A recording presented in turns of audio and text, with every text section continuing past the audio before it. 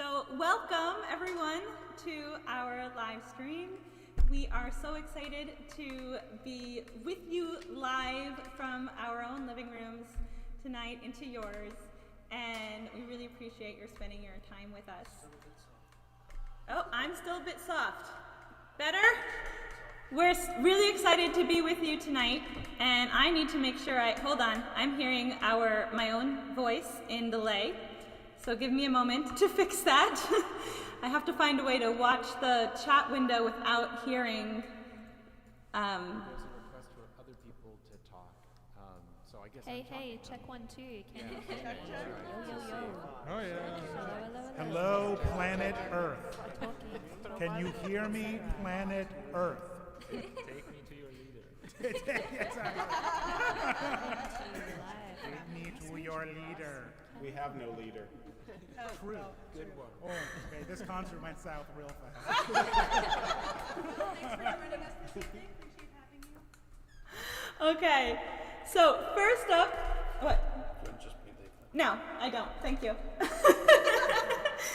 Husband trying to be helpful. So first up tonight is The Next Child Waits by Brian Mountford.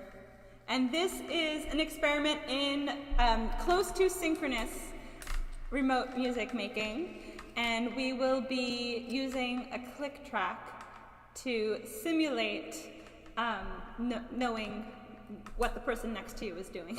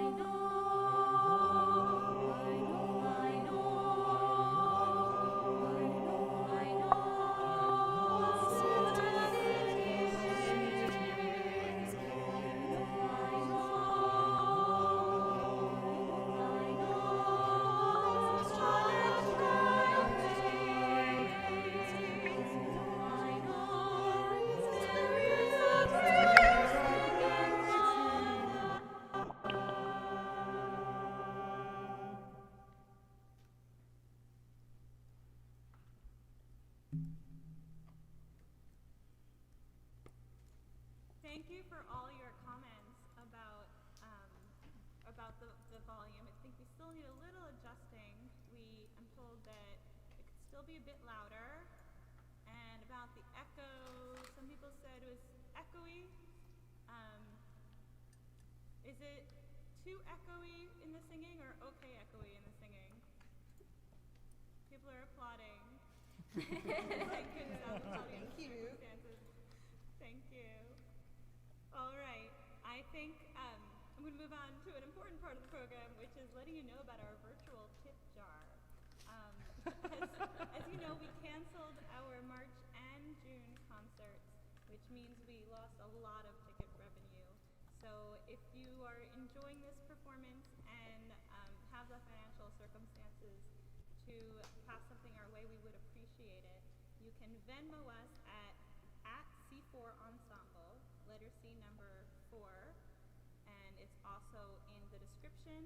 And Elise, would you please put it in the chat window itself so people can see at C4 Ensemble for And we also have Venmo. PayPal. And there's also PayPal at info@c4ensemble.org. Or if you like to use credit cards, you can go to our website and support us with a credit card or PayPal payment there. Thank you so much. Next up, we are going to be. Oh, I'm sorry. Next up is the introduction of the singers, because people want to know who we are. So hi, I'm Karen Siegel. I'm a founding member of C4 and a composer, conductor, soprano. Next up is Gabby. Hi, I'm Gabby Coonan. I never got to perform live with C4 before all this happened, live in person.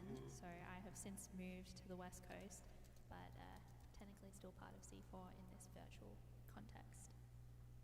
Daniel. I'm Daniel. I've sung with C4 a long time, and I have to say that previous piece was the easiest conducting gig I've ever had. Brian. Hi, I'm Brian. I've been with C4 for, 6 or 7 years, and it's fun to try and keep it going electronically. Melissa. Hi, I'm Melissa Wozniak. I've been singing with C4 since 2010, and I'm glad that there are people in this group that know more about technology than I do. Melissa's also a soprano who sings some very loud notes, so she has her settings a little low. Emily. Hi, I'm Emily. I am a soprano with C4. I've been with them since the fall of last year. Mario. Hi there. My name is Mario Gullo. I've been with C4 since 2011. I think that's about right. And it's still fun to make music with these crazy, wacky people. David. Hi, I've been with C4 for 5 years. The view behind me, that's my picture window from my living room. No, that's a photograph from Riverside Park. Yeah. Jamie. Hi, I'm Jamie. I'm an alto and a composer, and I've been with C4, I don't know, has it been 10 years now? Some very long amount of time. And I think this has been a really wonderful experience so far, doing this online. Fantastic. Next up is Perry. I'm Perry. I've been with C4 since 2013. I'm a tenor or a baritone, depending on the weather or the season. And I'm a composer, and I'm originally from Raleigh, North Carolina. Fahed. There, Karen. I think we can hear you now. Sorry. I'm Fahed Siadat. I joined C4 in 2011, then I moved to LA in 2015, I think it was, and I'm a member of C4's sister ensemble, C3LA, the Contemporary Choral Collective of Los Angeles. Adrian. Hi, I'm Adrian, with one of the founding members of Inversion Ensemble, based in Austin, Texas, and I'm very grateful to be part of this live stream. It's really exciting to meet everybody virtually and be part of this really great project. So thanks for including us. Maya. Hi, I'm Maya. I'm a soprano. Like Gabby, this is my first time singing with C4, but I'm still stuck in Brooklyn. Finally, Tim. We can't hear you, Tim. So sorry, I put my mute on so I wouldn't burp into my microphone while you guys. Timothy Brown, I joined C4 in 2008. This is my 13th season with the group. And that makes me one of the old timers. I think Karen is the only, Karen and Daniel, I guess, are maybe my only colleagues with that much longevity. But I thank you all for inviting me to come and join you in these electronic endeavors. And let's see if we can make the rest of it work. I'm sorry about my volume blowing your ears off when I adjusted it. Hopefully it's okay now. And because you couldn't hear me before, I'm going to repeat the bit about the tip jar. If you want to support us, we have a virtual tip jar. You can Venmo us at C4 Ensemble. You can also support us via credit card on our website or via PayPal at info@c4ensemble.org. And all of that is in the description under the YouTube video. So next up is Oh God, Thy Sea is So Great by Sarah Rimkus. We bumped up the volume, and as far as my spies tell me, it's okay now. If it's not okay, let us know. Otherwise, we're going to ride with this level. Sorry, take it away. Karen. Terry, it's all you. Okay, so this is Sarah Rimkus, Oh God, Thy Sea is So Great. And are we all ready? No. We all bumped up our A lot to change. This advanced music making right here. We're engaged. We're tuning. We're tuning. Yes, we're tuning in a new modern sort of way. Exactly. Okay, I'm ready. And I am ready, Terry.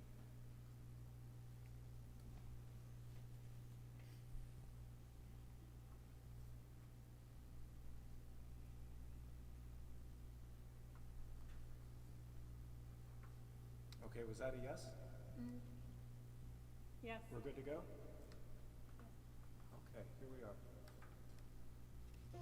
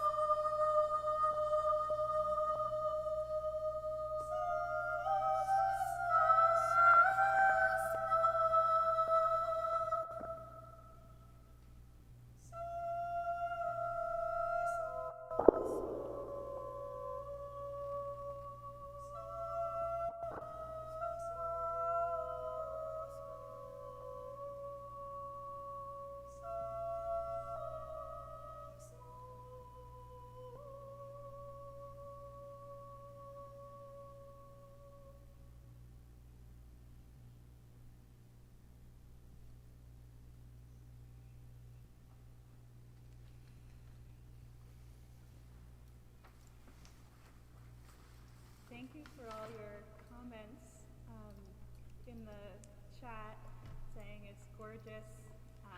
We think it's a gorgeous piece too. And Brian is going to tell us a few things about C4 Network ensemble events. Yeah, I thought I would say something about that. I guess Fahed and Adrienne alluded to it earlier, but C4, this group is mostly C4, but C4 is just one of a number of collective ensembles that have sprung up around the country, and we try and find ways that we can work with them, and especially in this time, it's good to, I mean, you might as well work with remote ensembles because everyone's remote anyway, right?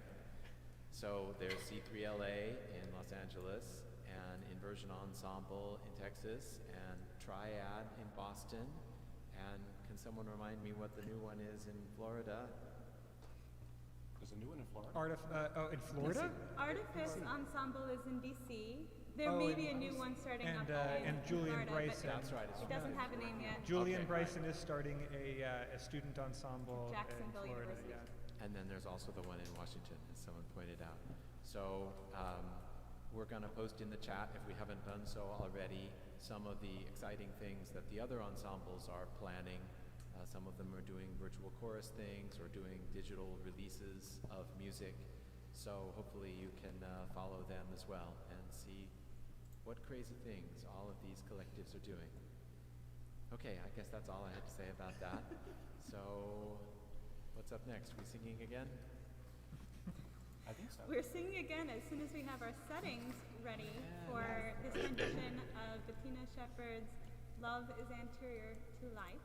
And the reason we have to change our settings is because unlike, this is another synchronous or close to synchronous attempt, and we're using a different method for this one to attain our near synchrony.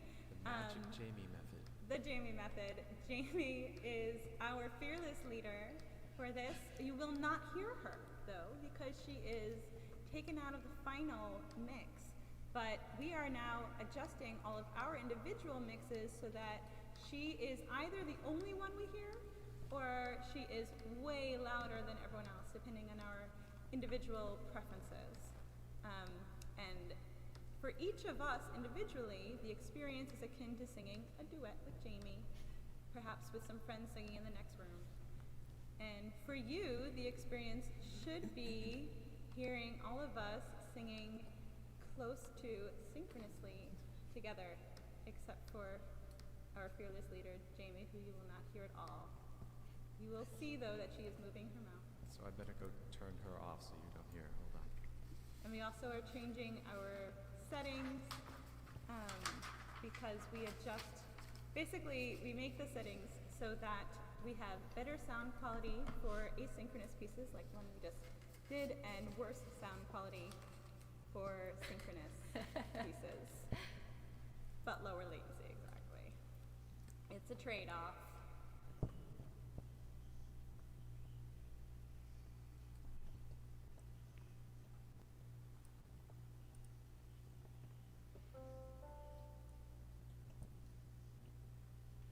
Love is anterior to life, love is anterior to life, love is anterior to life, love is anterior to life, Posterior to death, posterior to death, posterior to death, posterior to death, posterior to death, posterior to death, posterior to death.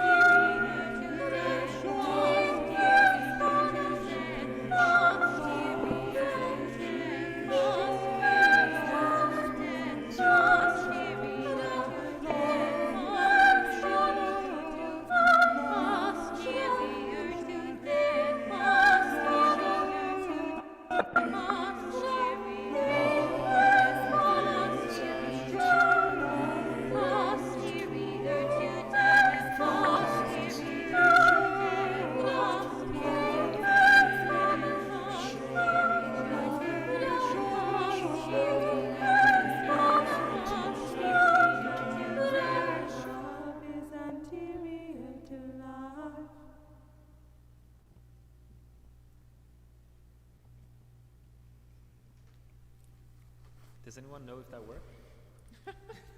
Did it work? Tell us. They say clap, clap. I think that's the closest we've gotten. Did it I work? love hearing about how this is possible. Big implications for the immediate future of choral singing. Thank you. We also are. I guess that's a good sign. Tell us some more about whether it works.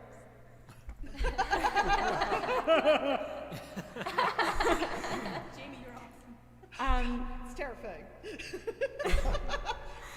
At this point, I'd like to.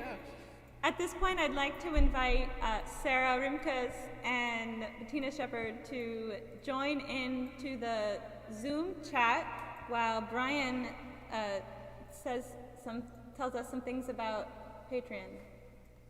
Yeah. So we have been considering setting up a Patreon account. For those who don't know, Patreon is a way for our loyal, loving fans to support us with a small amount of money every month. We haven't exactly decided how small, but pretty small. So for just a small amount of money, you and an army of your compatriots can help sustain this. And of course, in return, you will be getting useful rewards, which we also haven't figured out exactly what they'll be yet. But we wanted to let you weigh in on what things would be most interesting to you. So I think Elise is going to put into the chat a list of things that we could provide you. Brian, can you turn your levels up so they can hear you better? No, I can't actually turn my levels up, but I can talk farther closer into the microphone like this. Hi, sorry. So yes, Patreon.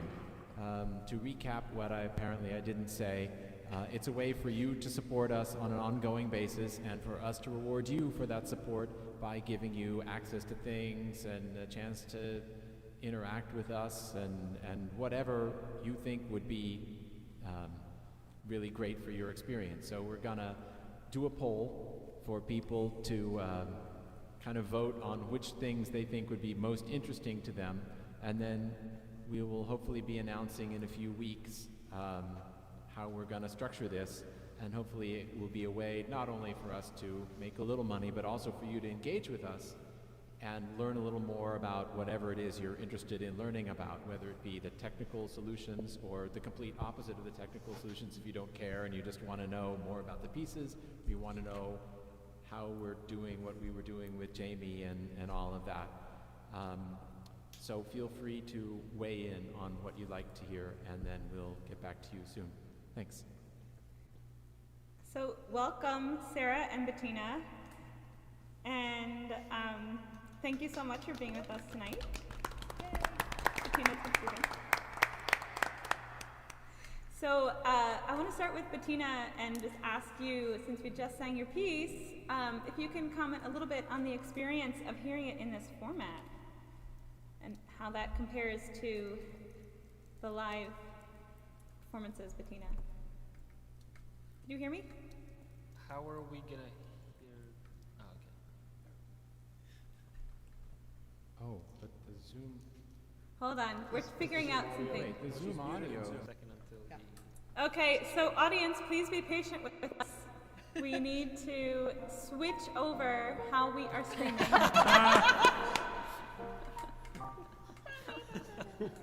In the meantime, drop your, you can, in the live chat, you can vote for what you want for your Patreon perks, and you can start giving us your questions. So we're going to start out with just, give us your questions too. Sounds exciting, actually. It does. It's the new technological future, everyone. Sounds very futuristic. In theory, I am now routing Zoom to OBS, but I'm not sure that it's working. Do we have They any? say turn the volume up. Oh, and then Charles said, can hear you loud and clear. So, oh, we have a question. How can you be in Zoom and Jamless at the same time? That's actually essential to how we do this whole thing. We're always in Zoom and Jamless at the same time because Jamless is audio only. I'm too quiet again. Is this better? Okay. So back to Bettina. Will you please? Is my audio on? You are loud and clear. Yeah. So now I can say again, hello, C4. Oh. Hi, Bettina. Hi, Bettina. I've missed you. We miss you. We miss you too. So this is amazing. I mean, I really think that all this exploration for where we're going from here, because well, I'll have to say I was on pins and needles, because just hearing like Jamie lead it in and it's silent to us, I was like, oh, wow, that's pretty, I mean, it's really exciting how that was working. And I think that trying to develop some of this, it's the beginning of where we're going to end up going. I think in order to have this kind of world community, we can invite people from Europe and I mean, you know, people can be anywhere and join the choir and listen to the choir. I mean, it's really exciting. So I think these are the first steps, and obviously there are things to work out from my end too, from even just watching you, but it's wonderful. Cool. Sarah, can you tell us a little bit about your experience hearing your piece, which is supposed to be mostly aleatoric, not entirely. I hope that worked okay. Yeah, it sounded amazing. And I mean, it is something that is a little bit more well suited to something like this. So I think that naturally works pretty well in this context. It is a different experience. I mean, I was telling Perry this the other day. It's definitely a different experience hearing a piece like that where you're all mic'd, as opposed to you're hearing singers like far out in front of you and on a stage. That's actually a really, really different sound. And that's something that I didn't quite realize that would make such a difference until I heard a run through from a couple days ago. It gives it like this really almost like eerie sense of intimacy about it that I think is really cool and actually kind of inspiring to me as a composer. And I'm sure that I'll be working that dynamic into some future pieces.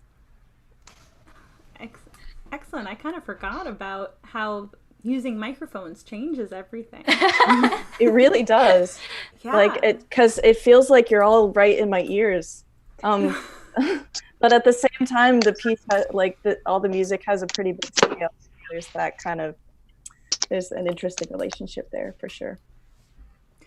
I'm going to turn now to some of the questions in the chat, and one of them is, were the pieces composed with a pandemic in mind?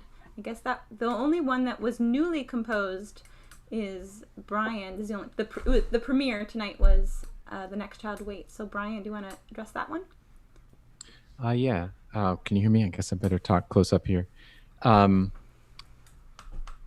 Yeah, so we actually coincidentally had been working on doing remote live collaboration before this whole thing started. At the time, it was going to be one group of us here and one group of us in LA, say. So there'd be 2 or 3 separate ensembles in 3 separate rooms. So the technical hurdles would not be as great. But we were working with Ray Lustig, who has done this kind of work for instrumental ensembles, and we were experimenting with the possibilities for a chorus. And I had actually can only hear Maya. Interesting. But other people can hear me? All right, well. I'm not getting any complaints. Okay, maybe it's just Perry then. Oh, Perry, your Zoom audio doesn't work, remember? Anyway, so I had composed this thing as part of the move to try this sort of thing out. So when we encountered this situation, I just finished up the piece, and then we did it for this live stream series.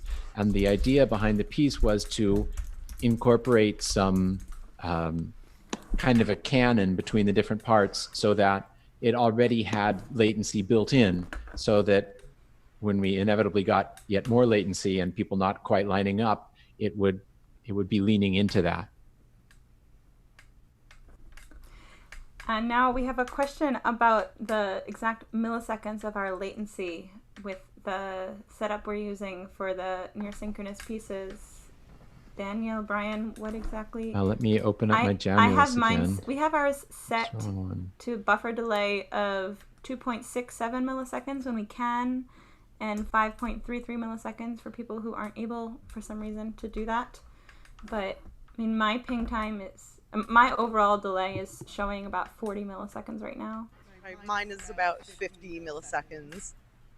It varies. Mine was much higher. Mine was over 100 pretty consistently. Because Fahed is on the West Coast, so it just takes long. Our server is in Pennsylvania somewhere, so it takes the signal a longer time. Mine is about 50 milliseconds, but that's because we have things turned down pretty far. When we did this, like if I set it to what it looked like for the second piece when we weren't worrying so much about latency, then my delay is up to 70, and it can get even higher. If I set the settings all the way to the max, I'm getting 100 milliseconds of delay. So that kind of delay would be too much. If you were trying to play some rock and roll or something, the drummer and the bass player probably wouldn't be able to keep it together. It would sound kind of shoddy. And actually the same would be true even for a piece of choral music that was supposed to be right strictly in time. So the latency, it's not humongous, it's only 1/10 of a second, but it's enough that you have to come to terms with it. So for instance, what we did with Bettina's piece, where Jamie was singing and then we were all singing along, was that the latency doesn't matter so much. What matters is the difference between our latencies. If our latencies were all the same, then even if they were really long, you don't hear that because you're not hearing Jamie, you're just hearing all of us that are at the same distance lagging behind. Of course, it's not the case that we all have the same latency, so you're going to hear some raggedness, but that's one of the techniques we can use to try and get around the latency and still sound like we're kind of in time. Now, someone was asking about whether using Zoom and Jamulus at the same time affects the latency. Any idea? Daniel, do you think it does? I wouldn't think so. I don't think so. No, I mean Or do you mean that synchronizing the video with the audio? I suppose it's possible that there would be a little bit of asynchrony between our lips moving and the sound, but so far I don't think in practice it's been an issue. And I experimented with adding a delay to the Zoom call to get it in sync with Jamulus, but my poor little computer didn't have enough processing power to handle it, so it was messing up the performance of the whole system, so I had to turn that off. I suppose it could be a concern that the bandwidth being consumed by the video is somehow interfering with the audio, right? But I don't think we need some video, so we haven't really experimented without video. Please, if you have more questions, you can put them in the chat window. Questions for all the composers are welcome. Questions for any of us. While we wait for any more questions to come in, I'd like to ask Jamie to talk a little bit about why this was so hard and, why, and maybe if someone else wants to comment on what it is like trying to follow Jamie and ignore everyone else. It's difficult because if I try to listen to anyone else, I will immediately be thrown off because of that latency delay. So for me, what I have to do is actually just solo myself and mute everyone else completely. So I'm singing into this void, and I have no clue what's going on. I don't even have, in the case of this piece, because it's a part that repeats for the entire 29 measures, I'm literally, tapping, keeping the tempo, and counting out measures, and that's all I can do. And I'm not going to know that it worked until I hit the mute button again and can hear everyone again, and they have to tell me, did it work? Did I miss a measure? What did I do? So it's like an opposite solo. I don't really know how to describe it. It's interesting. But it worked. It's exciting. Does anyone else want to talk about what it's like to sing following Jamie? Maybe someone who hasn't spoken yet. I would love to.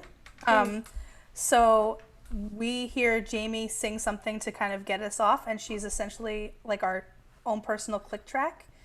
And because we all have our own settings, you can choose how you want to hear what's happening. You can choose to hear only Jamie, or you can choose to hear Jamie with everyone else very, very soft underneath, so you know where you are.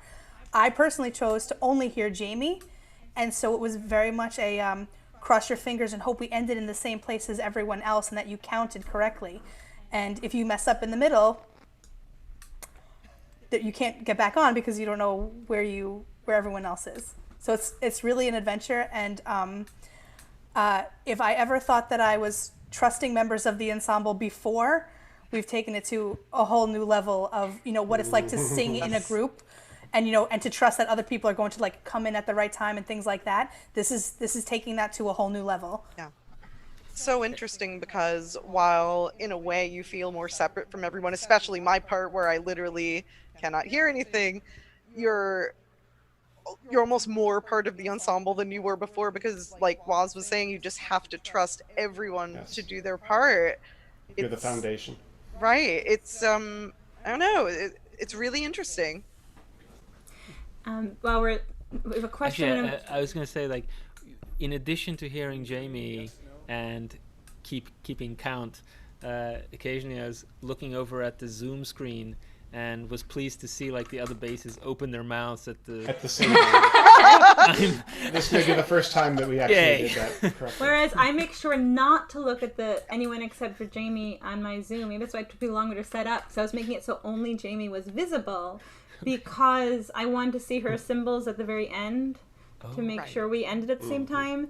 But I did not want to see everyone's mouths moving, because we have better latency in Jamulus than we do in Zoom. So you have to make sure to ignore all visual symbols the rest of the time.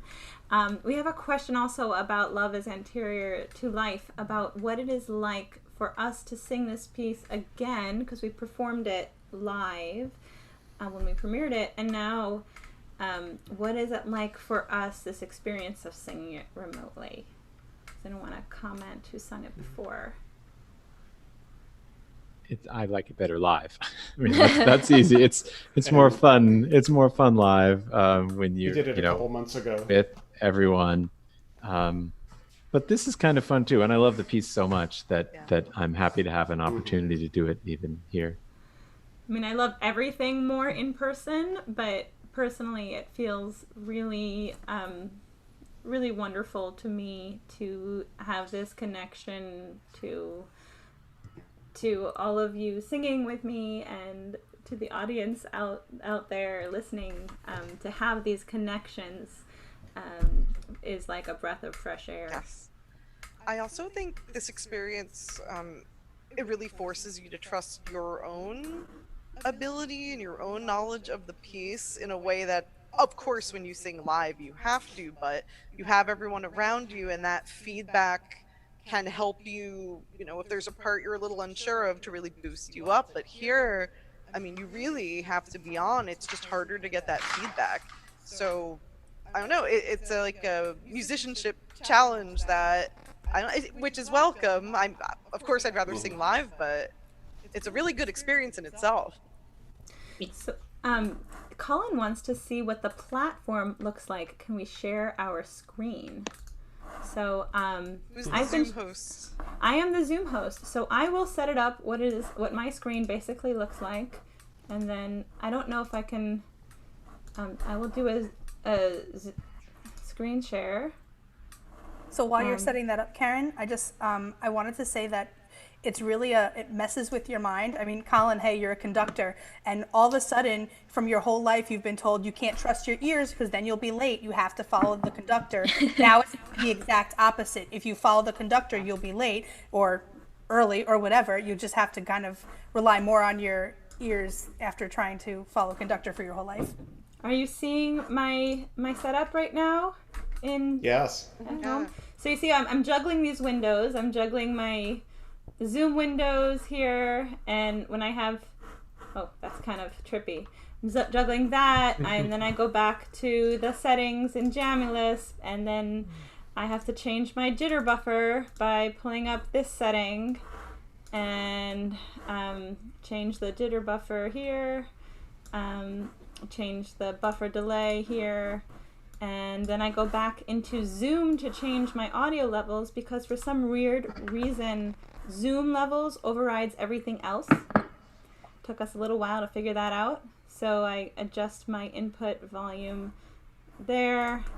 And we also have a chat window within Jamulus that we're currently not using, but that is very handy when we are setting things up in Jamulus when there's a problem. And then I go back to my music as needed. I'm going to stop the screen share now. So just one interesting piece about Jamulus, with that mixer that Karen is showing, that's not the overall mixer that you're hearing. Every single person in Jamulus has control over the mix that they hear individually, and then Brian, through some technical wizardry, is controlling some sort of like master mix that's going out through the stream. Yeah, I'm not disappearing out of the frame just because I can't bear to be on camera. It's because I'm sitting here at my laptop, and over there is my desktop computer that has the sort of real mix that is actually getting streamed out to YouTube. So I basically have two mixes, one for myself to sing, and then the other one that's the real mix that will get heard by the audience.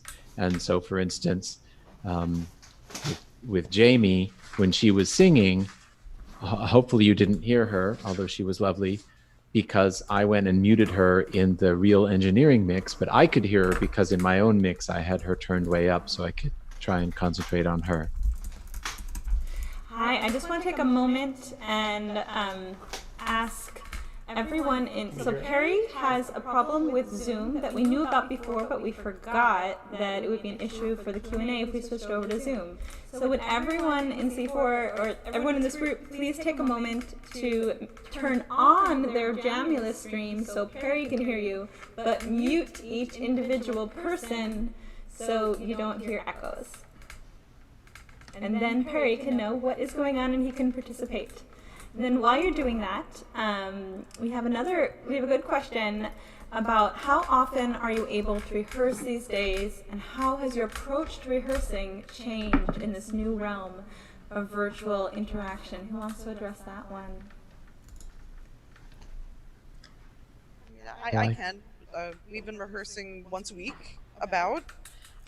We've been doing a lot more than usual, which is amazing because we do a lot of email back and forth, deciding pieces and figuring out tech issues. We spend the beginning of rehearsal and we actually allocate that time for tech, for testing, for levels. We don't really do warm-ups here because, normally in a choir rehearsal you're going to spend 10 or 15 minutes doing warm-ups. We do that before because it wouldn't really work in this setting, and we use that time for tech instead. And we've been doing it on Thursday nights, which is our normal C4 night, and it kind of helps keep a little sense of normalcy, which has been really welcome. Does anyone else want to talk about the rehearsal methods? Yeah, I think something that is interesting is the fact that, we don't have any warm-up time. And even when singing the pieces, it becomes quite difficult to try and listen to everyone at the same time because there is that really tiny bit of latency. So I'm in the alto section, but if I use too much of my ears or my brain to try and listen to the other people in that section to blend with them like I normally would if we were doing this live in person, it becomes almost impossible because there's so much, all those little micro delays add up over 2, 3, or 4 singers in your section. So I think the thing to I guess if anyone else wanted to try this, any other groups, the thing to keep in mind is that it kind of is, you know, every singer really has to kind of like, even though it's group singing and you're used to relying on your section, you do have to be pretty strong and clear on your part individually in order for it to work properly in this kind of situation. So yeah, it's just a different approach. I have something to add on to that too, if I'm audible. Can you guys hear me okay? Yes. Yeah.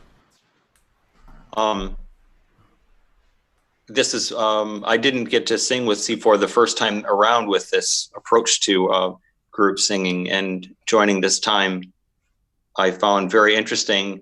I'm going to admit that I'm a very selfish choral singer. About 90% of the reason for me for singing choral music is not about the audience. It's about what I get out of singing with groups. And of course, I bring everything I can to a performance, and we want the audience to enjoy it. But this is a whole nother level of sacrificing personal enjoyment to do everything we can to make the product what the audience hears, what it needs to be.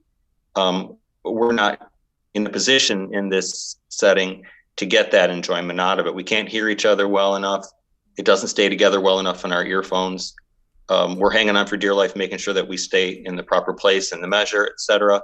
We're relying on somebody else to set the levels and to make the balances what they need to be. And we're kind of flying blind. So I'm happy to make this sacrifice as long as the audience is getting the enjoyment of the music and the other end that we basically can't hear.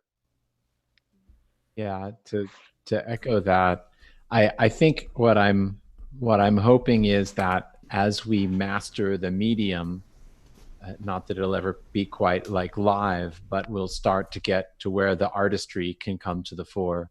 Right now, we've been spending so much time with the tech stuff, making sure everyone has their Ethernet USB dongles connected and their microphones aren't in the wrong place vis-a-vis their electrical wiring or something, that it's difficult to focus on the music. But hopefully, as we iron those out, we can get to a point where we can start to gain the skills to be able to hear each other better and blend better. And I am hearing, I think compared to the first time we did this last month, I think we're getting a little better at it. So hopefully as we go through these cycles, we'll gain the facility in this medium. Yeah, there's a comment about Carol's missing the blend, and I do hope we can get better at that. Clearly, that's suffering. But I think that the aleatoric pieces allow for us to work on things like that better because we are actively listening to each other. And as we get more comfortable with this technical setup, maybe we can do a better job with that. Whereas on a synchronous piece, when we're trying not to hear most people, the best we can do is blend with the lead singer if we're doing the lead singer approach, which is why I prefer that approach personally to the click track approach. We have some more questions. Hayes wants to know, how low can we go? Is this the limit for synchronicity? What is the maximum rhythmic complexity that's possible? Well, I feel like you're asking two things, like how low can we go versus how accurate can we be? Like we could, for instance, we could set our latencies pretty low and then you'd start to hear a lot of cracks and pops. But in fact, this being modern music, there's no reason we can't incorporate that aesthetic into our music. So I think the next step is for us to write pieces that use low latency and the resulting dirt and grunge of the sound as part of the sound world. There's also a question about hardware, right? I mean, like I think Hayes, part of your question was what would we need to have like even tighter synchronicity, and you know, if we all had hardwired internet connections instead of Wi-Fi, if we all had external microphones with external, like a, what's it called? Audio interface? An audio Yeah. interface. Like all those things help speed up and reduce latency to get much closer to like near perfect synchronicity. But ultimately, in order to get it really low, you have to be willing to accept some level of nastiness in the sound. It's just, I think, even with the wired connection and all that stuff, if you get it down pretty low, you're gonna start to hear some rumbling. And I think for some kinds of music that might be okay. For choral singing that is traditionally kind of a pure blended sound, it's a little more intrusive to have these sudden thuds in the middle of the music. So I think my answer would be, it depends. I would like to say that we will never get to the level of rhythmic intricacy that Hayes Biggs is wanting us to find.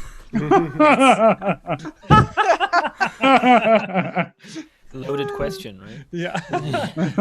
a leading question if there ever was one. But Hayes, you can please try. Do write for us again in this medium. Tim, I don't know if you're watching the chat, but Christina Berger's been replying to you. So I just want to read a little of that she doesn't find you selfish at all, Tim. She says it is the position of any of us who have dedicated our lives to ensemble singing, and sheer altruism would not keep us in it for life.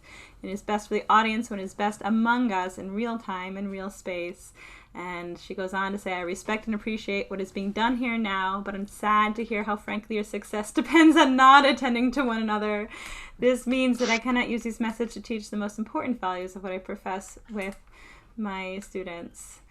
So there are some things we can do to work on things like vowel, there are exercises can be done for vowel matching and things like that. I'm sure there are plenty of people experimenting with using Zoom alone for that, which is much more accessible to many choirs than attaining Jamlis.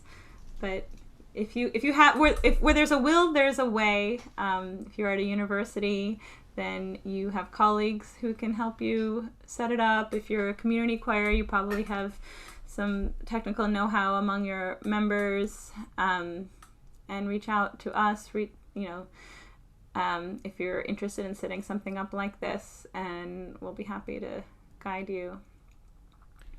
I would just want to comment on Christina's point. I think it's true that we may have to sacrifice the traditional rhythmic component, but what was amazing for me is I never get to hear the sopranos so close. Right, and yes, actually, it's for hearing the entire ensemble, it's amazing. It's overwhelming, right? Actually, and so you can hear, and I think there's a really good opportunity to, for example, improve intonation or something like that. I'm not sure we're there yet, but there's an opportunity there to improve intonation because now it's so intimate. So. Yeah, rhythmic is going to be really hard, but maybe there are some sonic things we can do, and also because we hear people so intimately through the microphone. Right. So I also think it's an opportunity to look at music that isn't rhythmically based, like the Rimkus. Sorry, Sarah, it's fun to refer to you by your last name while you're like sitting right here. The Rimkus. But there's so much, as Brian had alluded to, there's so much in contemporary music that's about sound and timbre and texture, and a lot of that music doesn't make its way into the choral world.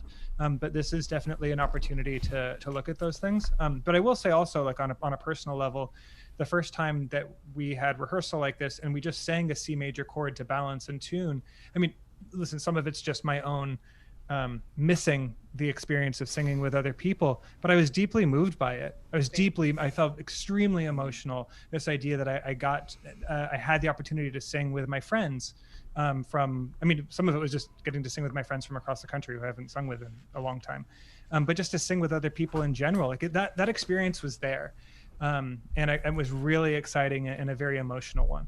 So I think, with what's going on here with people that are writing music for this medium, right? Not trying to imitate a live in-person concert experience, but looking at the medium, writing music for this medium, looking at what music exists out there that works musically and in a satisfying way, does, as Daniel was saying, it does like require some different values that maybe we don't traditionally hold on to in a choral setting. Like we think that blend is like the greatest thing that's ever happened to music, but like that doesn't necessarily have to be the case, right? I mean, woodwind quintets don't care about blend, right? So I just say, like, if we examine and we look at and we question our values and we create art that looks at the values that are available to us in this medium, there's a lot of great possibilities. Sorry, Christina, I just didn't want to rant at you, but it's possible, so have hope. I don't disagree, by the way. There's so much to music making. It is sad to have missed this. I'm just sort of saying that, like Fahad said, there are other dimensions. Yeah, I mean, we all showed up as well. Like, I'm pretty sure everyone who did the first iteration of this has come back to do it again. Yeah. So we all get something out of this. I certainly do. I mean, I love the fact that I'm still able to sing with the group, even though I've like moved across the country. Like, it's amazing. And it's just different. It's just a different way of doing it. It's not, it's not the ideal way that we're used to, but it's just something different. And if you can adapt and if you can adjust to those differences and embrace them, then you're going to get something out of it. It's not like this either or, like, it has to be this way or I'm not going to do it at all. I think there's plenty of opportunities to create some really meaningful expression and music in a setting like this. So there's hope. Hayes brings up an interest. People said they can't hear me. Is this better? Hayes brings up an interesting point about rhythmic togetherness, rhythmic precision being intimately tied to intonation. And I certainly noticed that the intonation is a challenge. But one really cool thing about Jamulus and our little mixing board is I can adjust it to hear the people I want to hear. So at the end of Sarah's piece, I have a note in my score to turn Melissa way up. So I can, we decided that it was really hard to match the three of us who were singing that part. And we're really disagreeing. And it's not like in person when you just kind of, you meld and you do this little Vulcan mind meld thing and you get the right pitch together. So who's the leader when you can't see people in the kind of real space? We just decided that Melissa would be the leader and we followed her. Her intonation was the correct intonation, and I turned her up, and whatever that may be. But I mean, it's all relative, right? The important thing is we're together, even if we've sharped or flatted. That's kind of how choral music has to go sometimes. Oh, I'm too loud. Is this okay? So that's just a little bit about intonation, and that's something that I look forward to working on in our future rehearsals and live streams. As we can, now that we've figured out the basics of the technology, we can come up with new methods for addressing the musicality.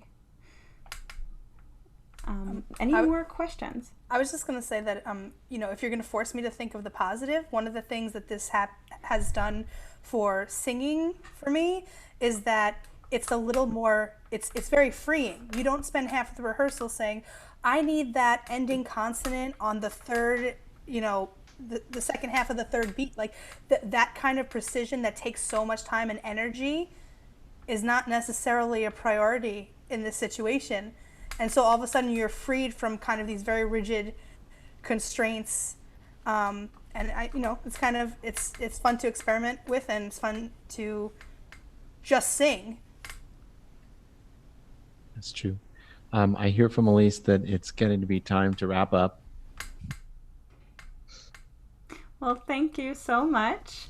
We will be announcing when our next live stream is coming up. We'll also be announcing the winning perks for Patreon. when we set up that account, and we'll let you know how you can become involved with that. Thank you so much for listening to us, for being with us tonight, for engaging with us in the chat. And till next time, good night. Good night, everyone. Good night. Thank you for coming. Thanks for coming. Thanks, everyone.